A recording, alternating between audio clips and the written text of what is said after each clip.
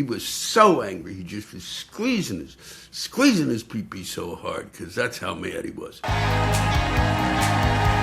This could all go horribly wrong at any minute. Hello there, and welcome to the 256th edition of Lewisplex Rantcast, entitled "I Can't Hear You," because he's shouting. Yes, he is.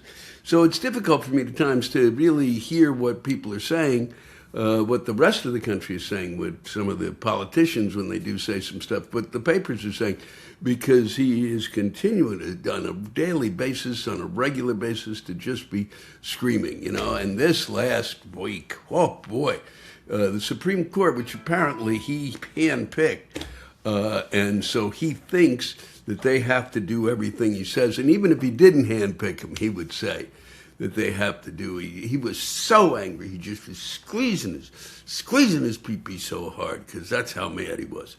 Because he wanted to squeeze his peepee that hard so he'd get angrier because, God, that what they did to him, taking away the most extraordinary economic concept in years, the idea of tariffs and of putting tariffs on and taking them off and doing it however he wanted and shifting them around. And he based it on something called IEPA, which is, and what a wonderful set of, how do you put that when you put the initials together and then they that's actually the sound you make when you squeeze your pee-pee really hard. You go, IEPA! So apparently that there was no mention there of tariffs, but he was basing it because of it's an emergency as he saw it in terms of the world, and we have been gouged by the rest of the world, just gouged by them, even though many of them have sent troops to a variety of the things, the last being our presence in Iraq, and they've joined us in a number of variety of things and have done a lot of stuff, and we're our partners, but God, they just have not been paying the bill, and that's why things aren't going as well here, because those who are really, really, really rich here were not able to keep some of their money, dimes, nickels, some quarters, some pennies, no more, so they weren't able to keep them because we had, that money was going toward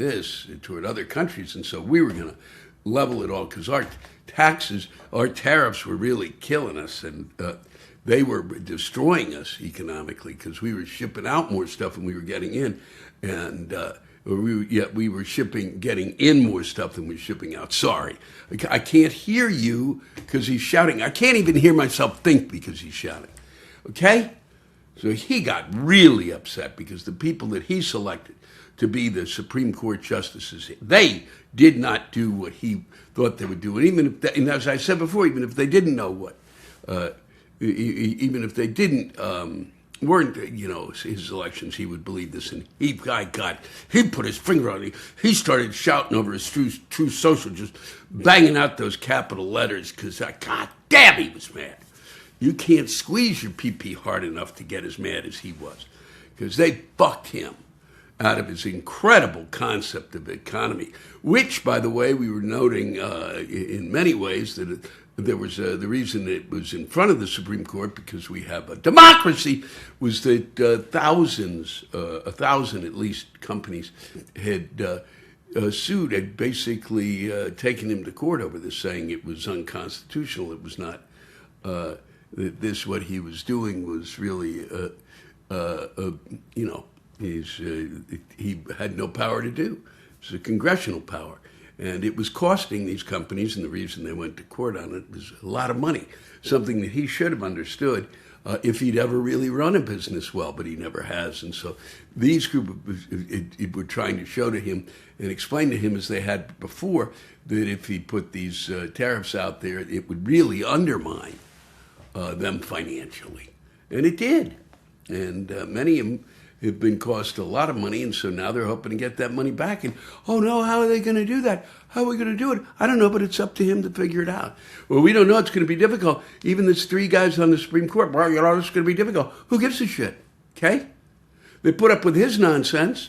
Maybe it wouldn't be so difficult if he hadn't fired a ton of people who know how to add and subtract. Hey, that would have helped, because those people really would have been able to help get it done and get things put together in a proper fashion. But boy, oh boy, oh boy, he's just so fucking angry about this. He said these people who voted against it said he's just so profoundly he would prefer they didn't come to his State of the Union address, but he would not disinvite them, and that they were influenced by foreign powers. Yeah, foreign powers that really wanted to make sure that the tariffs were out because they were getting, we were getting fucked by them. Okay, he's worried about them, the foreign powers. No, these are Supreme Court justices who don't give a shit about it. Okay, and sometimes they lean a little left, sometimes they lean a little right, but basically they're trying, if they're honest about their shit, trying to, basically focus on what the law is. Yeah, which is why we have lawyers and judges and the whole thing, district attorneys, and I could go on and on and on. Paralegals or paraeagles. Fucking unbelievable. He accused the Supreme Court justices of that they were influenced by foreign powers. Are you fucking kidding me?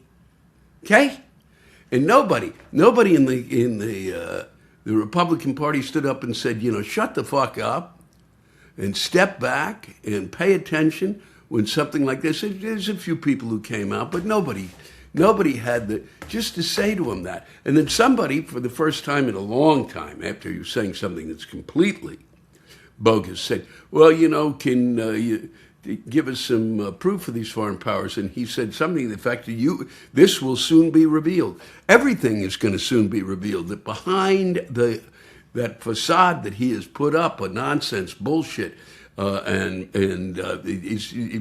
nothing. Okay, all right. There's a problem that we have in terms of a variety of things, and they're real. And he, however, he's got his own set of facts, and by God, and we will soon see that none of those facts are real. He's once again, take Senator Joe McCarthy and explode him to the 10th power. And if you don't know who he is, look it up. Okay, it kind of helps to be able to trace this stuff. So when you see it again, you go, "Oh fuck, I've seen this before." But this is on a whole new level, and you've got to really admire it. And a lot of it has to do with him being on TV, which I've noticed from being on TV. It has an effect, and you get to be known. And so some people actually think you know shit, especially if you don't know shit. Then they really think you know shit. So It's just unbelievable. It will soon be revealed. It will be the name of his, maybe the book I write about him. It will soon be revealed, and it'll be, this is what he said, and then behind it, underneath, there'll be one or two sentences like, what are those foreign powers that influenced the Supreme Court? And then there'll be an empty page. And that'll be it. It'll be question after question that should have been asked over the past year and even the first 4 years. Because very, very few times have they said, ask the question. And a lot of the times he just steps back and goes, why do I even allow you in the room? You're ugly, you're fat, you've got a big nose. And I am going to squeeze my peepee till I scream in your face. So, and I don't even know where I came out of Southern accent. Okay? I don't know. I don't know anything much anymore. I know that I've been broken by this madness, and but today we had something. Interestingly enough, I think, at least for me, the tariffs played a role in today's hockey game. Normally, would be rooting for the U.S. to beat Canada, and it would certainly have been better if they were playing, like they did in 1980, like Russia. But they were playing Canada, who, once he had decided that he couldn't do this. He said, "I've got another way to tax people. I'm going to tax everybody across the board 15%. Just a number he picked out of the air, which has nothing to do with the reality, because there's nobody around to tell him we're going to have to add and subtract and kind of figure out if this really works. And we've been making this money. And where's the money, huh? Where's the money, and is it really worth it? And then if it's really working so well, how come? And I know I am babbling, and I know I'm not connecting the dots at times, but there is a through line, and I will continue to march down it because my mouth can move pretty quickly. And he's got, God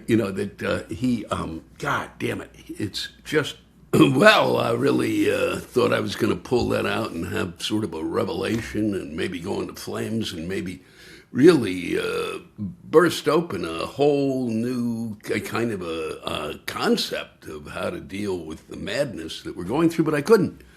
I skidded right out, spun around 6 times, almost went over the embankment, saw the canyon below, and thought, boy, if I crash into that, won't that create something that might, maybe flames that would, I see, but no, nothing. Why? Because between, not being able to hear because of the shouting and then a blizzard, which kind of reflected really what's occurring in terms of the shouting, because then there was a whiteout, couldn't see. Yeah, can't hear, can't see, and so everything is just dandy. So look, the deal is this, that first off, he was so upset by this madness, so upset by what this Supreme Court, something that he didn't really read about in high school or take in a civics class, or that he skipped school that day when they were discussing how the balance of powers work in the government, and he was really enraged, and to the point where he said, you know what he was going to do? He was going to make sure that all the countries now paid 15% tariffs. So these are not taxes, as I said in the last, bit ago there before the complete explosion. But they are taxes. But he was gonna go make sure that everybody got whacked, and especially those Canadians who've been so awful. And I have to say that I did watch that hockey match, and I wanted Canada to win. I wanted Canada to win to kind of like as kind of a slap in the face of what we are doing as a country in terms of of one of the great neighbors. They are great. They're an extraordinary neighbor. They watch us and they put up with this shit. They any other country, I think, would have realized that if they'd really figured it out, they could have invaded us, and just kind of set people up and come through and said, as we went in to take Maduro, they could have come in and said, no, this guy's crazy, because they could have done the same thing with Trump. Because they said, we don't need to be treated like this, and they don't need to be treated like that. Not at all, in the least. And so that was why I was rooting for Canada. I just felt like enough is fuck enough. And any other time, I would have been rooting for the U.S. in terms of this, especially in terms of the idea that this was kind of a battle of kind of taking away that, coming right at Canada and saying, hey, no, it's their sport. And we finally, by winning, we showed that we had caught up with them, but we haven't caught up with them. We don't know. It'll go back and forth now. So, and who knows if we ever really win again? We'll see. But then I find out that even completely out of nowhere, I did not know, because I did watch hockey to a point, that it was a Jewish kid. He was 21 who hit the winning goal, and I didn't even know that many Jews who were playing hockey, for crying out loud. And it was. I thought, wow, if I'd known that, who knows what I would have thought. It would have been my allegiance to Jews and my allegiance to Canada. It would have been a strange battle in my head, but everything seems to be a strange battle in my head, as I think it's in all of our heads. And so, and then they try to go, well, this took place 4,700 years after, it was 46 years after the win the Americans had. We had in Lake Placid, and over those fucking Ruskies. Oh, those Ruskies! It's hugely different. A bunch of kids, really, college kids, who went up against what was essentially beyond bigger than a professional team. This was a team that really represented the heart and soul of Russia. They were these people training constantly. It was Russia's professional team, for God's sake, against our kids, and the kids won. Miracle. That's a miracle. Okay, what occurred here in this past Olympics was not a miracle, but it was pretty extraordinary, but not a miracle, for crying out loud. Let's get a grip. They all play together in the National Hockey League. They play against each other. So there's been a mix for years. There are now more and more American kids playing. But this was just kids. This was the very beginning of some of them playing professional hockey. And they beat the Russians. Extraordinary moment. Unbelievable. A huge upset, something that, on a level that I'd not seen. There's been a few of those in my lifetime. Truly, this was really, when they talk about upsets, holy fuck, this was massive. And so, what was stunning is, I'm living in New York City then, and the games are in Lake Placid. They come down a day or two later, literally, I think it was the next day, and there's a photo up their picture is being taken in front of on 6th Avenue, I believe it was, in front of one of the buildings there. And I went, I think I turned to someone, what is that? Oh, that's the American hockey team. Wow, there they are, real heroes to me at the time. There they are. My God. And what's it for? It's for Volkswagen. It's an ad, and that's. This was their photo op, I guess, in terms of, Volkswagen was doing it and trying, I guess, to figure out what they were going to do, and they had their ad campaign. And it was the American hockey kids who were in that ad for Volkswagen. And I just looked it up. I hadn't seen it in forever. And they're not in front of the building, but it's in front of the car. And I just wonder, did they get paid for it? And I stunningly stood there and thought, holy fuck. We went from this extraordinary moment of amateur triumph to marketing. I went, holy fuck. They went from an incredible athletic moment to advertising. Yeah, I'm going to Disneyland. Came years later. That was the moment I think everything turned just a touch, just enough. Really, commercialism is more important really than professionalism or anything else. And that night, I went with my friend David Marshall Grant to the Roxy roller rink, which at the time was one of those places like Studio 54, where it's a place where you were to be. It's a place to be seen and a place to see. And nobody was seeing me, but I was there because to get up close to be able to see that team, that hockey team, roller skating around the rink, their eyes just spinning in their heads, their kids. I really realized and I'm like young at the time. I'm 30 years old, okay? 31 maybe? 32, and I'm staring, and they really, I went, wow, these are kids. And they went from, being in the middle of the fucking heart of the country to this moment in the heart of New York City. And going around a roller rink. It's the Roxy roller rink. Arm in arm, many of them with drag queens. Drag queens had to be something that would make J.D. Vance's head spin. He wouldn't have recovered. He probably would have had a seizure.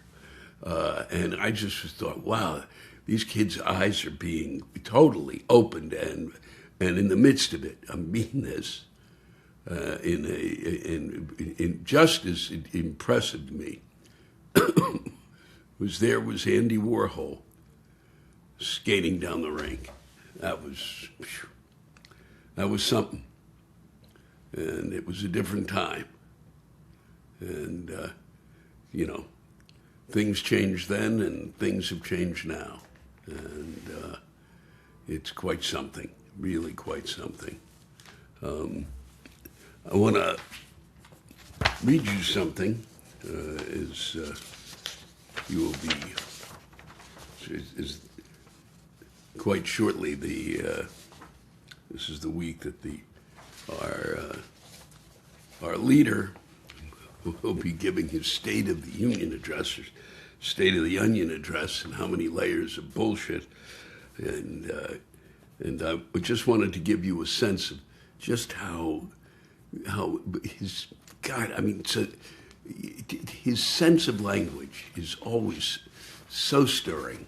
This was his response to a question from the Fox News channel's Peter Ducey. He asked Trump about the arrest of Mountbatten Windsor, Prince Andrew. And he asked, do you think people in this country at some point, associates of Jeffrey Epstein, will wind up in handcuffs too? Trump answered, well, I'm the expert in a way because I've been totally exonerated. It's very nice. I can actually speak about it very nicely. I think it's a shame. I think it's very sad. I think it's so bad for the royal family. It's very, very sad to me. It's a very sad thing. When I see that, it's a very sad thing to see it and to see what's going on with his brother, who's obviously coming to our country very soon. And he's a fantastic man. King. So I think it's a very sad thing. It's really interesting because nobody used to speak about Epstein when he was alive, but now they speak. But I'm the one that can talk about it because I've been totally exonerated. I did nothing. In fact, the opposite. He was against me. He was fighting me in the election, which I just found out from the last 3 million pages of documents.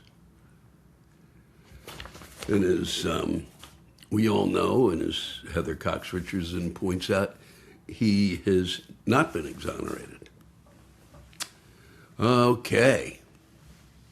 And just gives you a real sense of how we're dealing with a man who's the clarity that he is able to express is nothing like that ever seen since that snowstorm.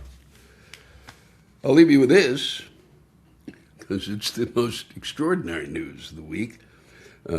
In the athletic villages at the Milan Cortina Winter Olympics, they ran out of free condoms in 3 days. In 3 days, forcing organizers to promise a restock. I think 10,000 have been used, said Olympic spokesman Mark Adams. 2,800 athletes. You can go figure, as they say. Yes, you can. Wow. You got to wonder who won the gold, the silver, and the bronze in the condom Olympics, in the condomics. God damn. How good is that? They are out there going full bore and hump suck the whole thing. Hump suck. Let's do, 4 spins in a row on ice and get out there into space on those skis. God damn. Let us literally ski jump however many, 297 feet and a quick cum suck. All right, that's enough. We've got to move on. We've got things to do. We all have places to go. I want to wish you all a really great week, and hope you recovered from that State of the Union address. And I want to thank you all for continuing to send in your rants. Please, it is a pleasure and a privilege, as you know, for me to read them, and that you spend the time that you do with me, those of you who do. It means a lot. I think you're going to enjoy the rants today, and there will be more to come, especially if we keep living in this world. And good luck in your condom Olympics and all your endeavors. Thank you so much. These two go well back to back. From Kurt Bradshaw. I'm writing you to complain about the weather, but it's probably not what you expect. I live in Utah, and we just wrapped up another month of not just breaking records, but crushing the records for warm and dry weather. We are dealing with too much dust on the job site during what should be the wettest time of the year. Instead of enjoying the winter by skiing or ice fishing or just sightseeing, I have been outside doing fucking yard work now that should be done in April. The birds are chirping near my window. They didn't even bother to fly south this year. And meanwhile, the Orange Stain in Washington posted that there's no climate change. Are you kidding me? Not that we as humans can do much about it, but the fact is, if we don't get some snow soon, we are screwed for water this summer. Thanks for letting me vent a little. Well, thanks for sharing your venting with us, Kurt. I get it, but I would prefer it. Well, it's just too cold here. It's just been too cold in New York, and I haven't. It hasn't been. It's just been shitty, too long. It's warming up, and it's in the 30s. What a joy! What a fucking joy! It should be 40. The average at this point should. Okay, I'm gonna go on. From Zachary Steadmond. Fuck spiders. Out of all the fucking creatures on this godforsaken rock, fuck them.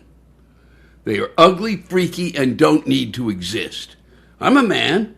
I can stand up for myself. I'll fight a mugger. I'll stand up for someone being harassed. But a spider that's big enough to ask for a cigarette? I'm fucking frozen. Did you know that there's a species that flies? That fucking flies? The gliding fucking snake doesn't need a friend like that. You cannot tell me that spiders are that important to any ecosystem. They aren't the only thing to eat other insects and birds. So I say, bring on global warming for eradication of the arachnids. Wipe out one of many of God's mistakes. Hopefully I can hear you read this and have the cathartic release of anger broadcast to the world. Well, Zachary, I gave it a shot. That's funny.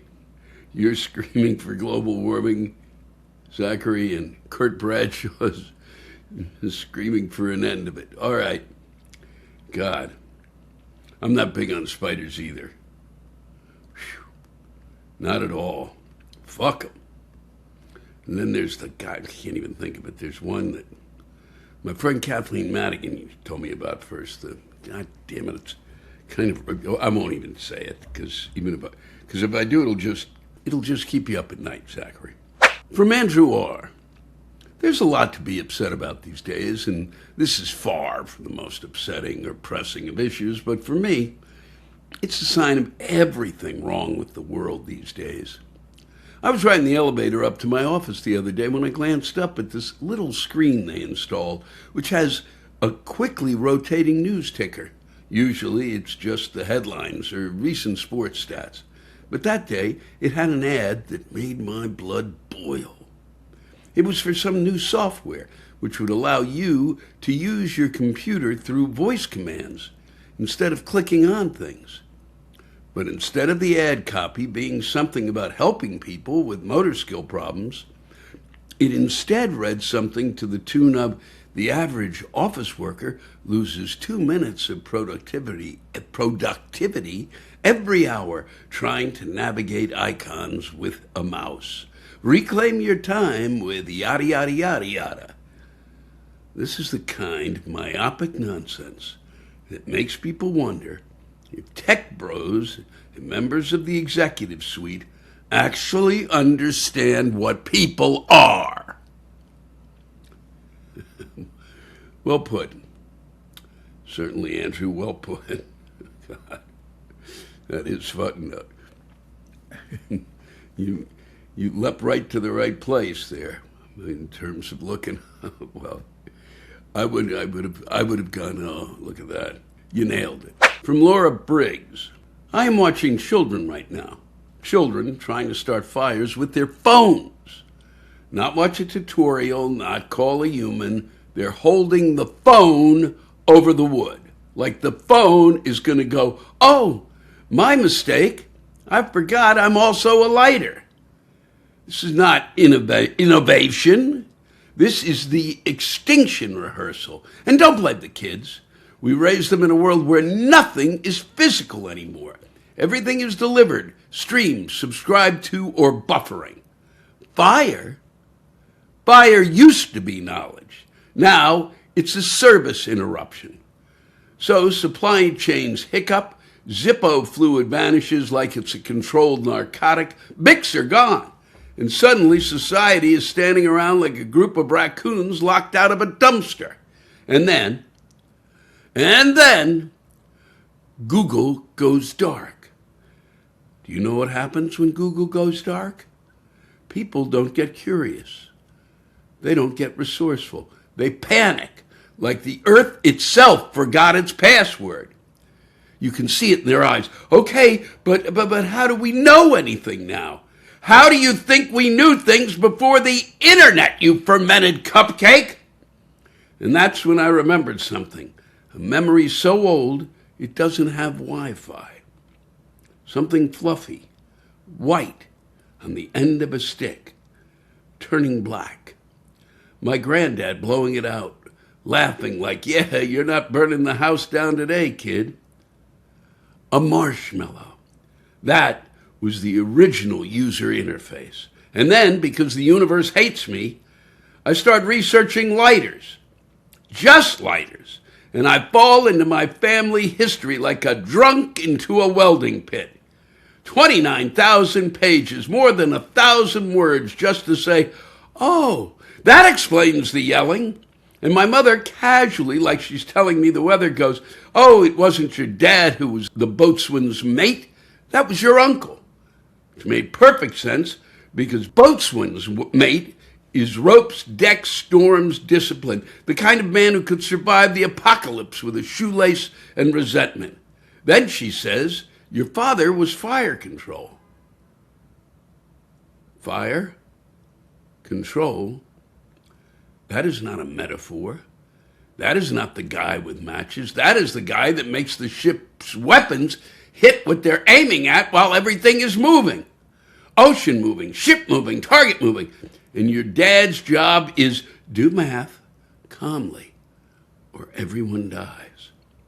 So when my family asks why I'm intense, why I care about competence, why I lose my mind when people are stupid with tools, it's because my father's job was literally don't miss, don't panic, don't be an idiot. And now I'm watching a teenager trying to light a campfire with an iPhone flashlight and confidence.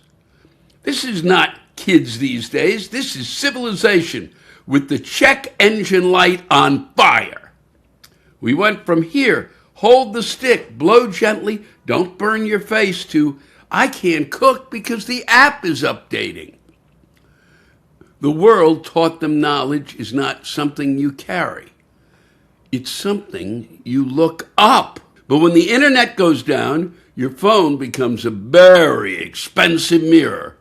And a mirror cannot roast a marshmallow. So if supply chains collapse and Bix vanish and Zippo fluid becomes currency, my family is not starting fires with phones. We are going back to the old ways. We are yelling at the wood. We are threatening the wood. We are invoking ancestors. And if that doesn't work, I will put something fluffy and white on a stick, turn it black, blow it out laughing, and tell the children, congratulations, you've just met the original cloud storage. It's called smoke.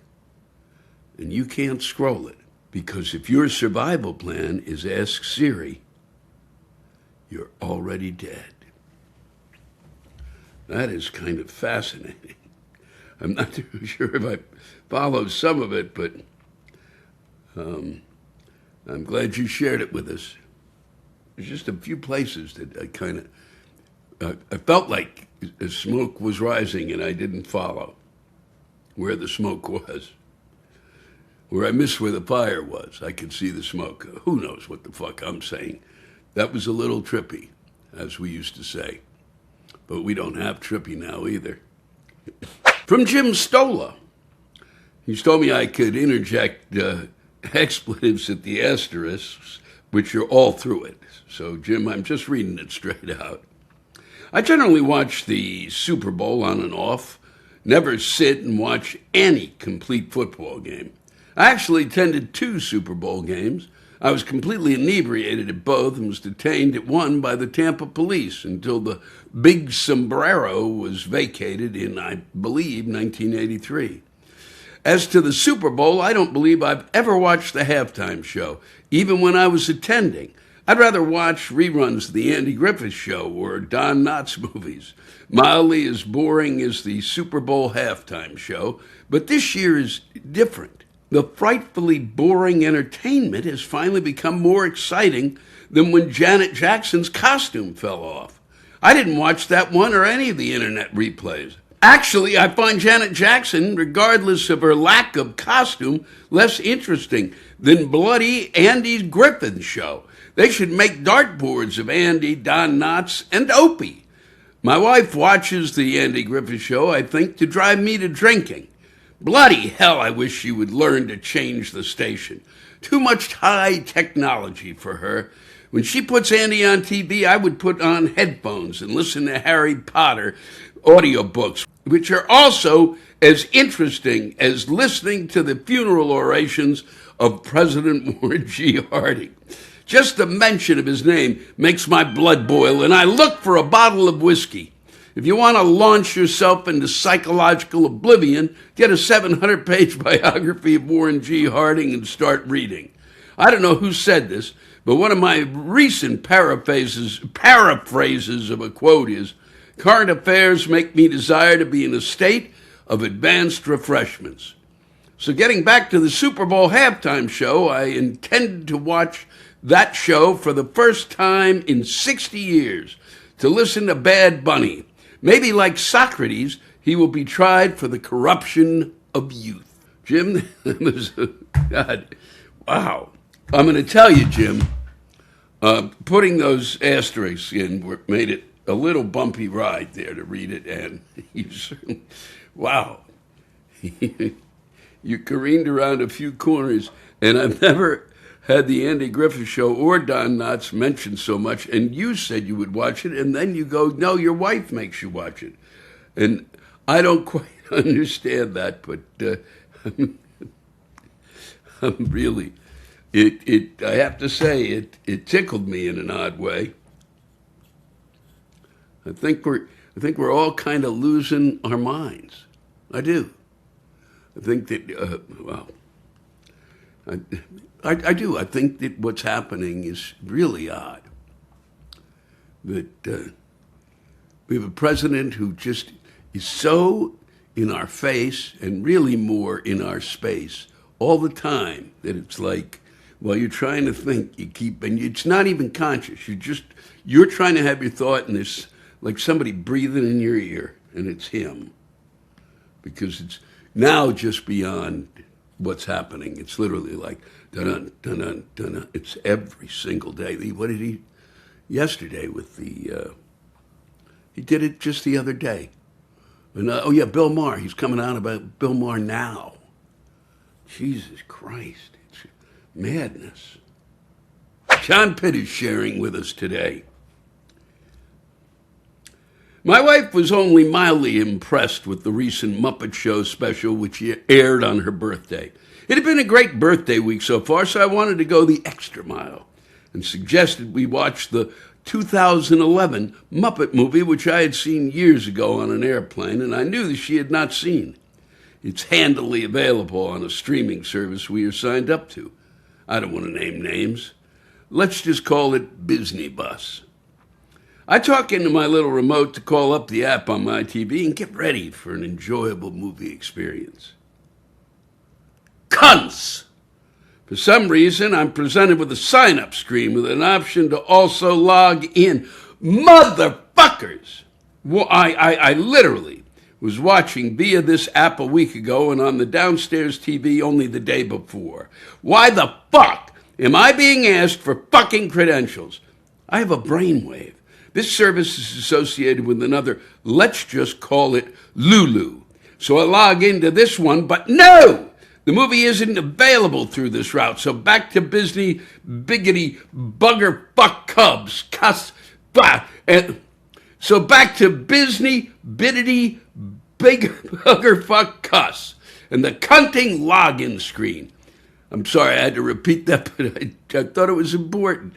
At this point, I begin to visibly lose my temper and ruin the birthday experience. But no, I must press on. Victory will be mine. I'm a tech guy, for God's sake. Worked in IT and software. What the living fuck? Now I have to select login and type my email using fucking arrow buttons and a select button on that ridiculous fucking on-screen keyboard. Shit user interface. Just shit you, I ran. This really bothers you, doesn't it, says the birthday girl. Yes, it does, I respond grimly. Now, this bastard app decides it needs to verify who I am by sending me an email with a code. I get my phone from which to access my email. I open my email. Praise Jesus, I have fixed this so it doesn't prompt me to fucking log in every time. I wait. I refresh. I fucking wait some more. I refresh. Finally, the stupid email arrives. Fuck! Now I need to get my reading glasses to read the code. I tell my wife, who was starting to browse a magazine, can you believe this? I need to put my reading glasses on to watch fucking TV. I get my act together and read the code and go to enter it with the numbers on the remote. You know, those helpful numeric keys you press to enter. You know, numbers. But no, oh no, I can't use those numbers. I have to use another one of these arrow and select keyboards. This time helpfully with only numbers. Yay, good fucking job, Ninzy sucks. God damn it. Every single one of these god-awful streaming apps does this to me. After some unknown period of lack of use, they log me the fuck out and present some kind of authentication procedure, which fucks me up. A text, an email, we send something to your phone, a QR code. Fuck! I'm waiting for the one which asks me to take a fucking polygraph or drive out to their headquarters and present myself for inspection. Fuckers! Why? I mean, seriously, why? I was watching this on my TV at home. I've lived here for 20 years. It's fucking me here. It's me. If someone breaks into my home, I seriously doubt their primary objective is to watch the fucking Muppet movie.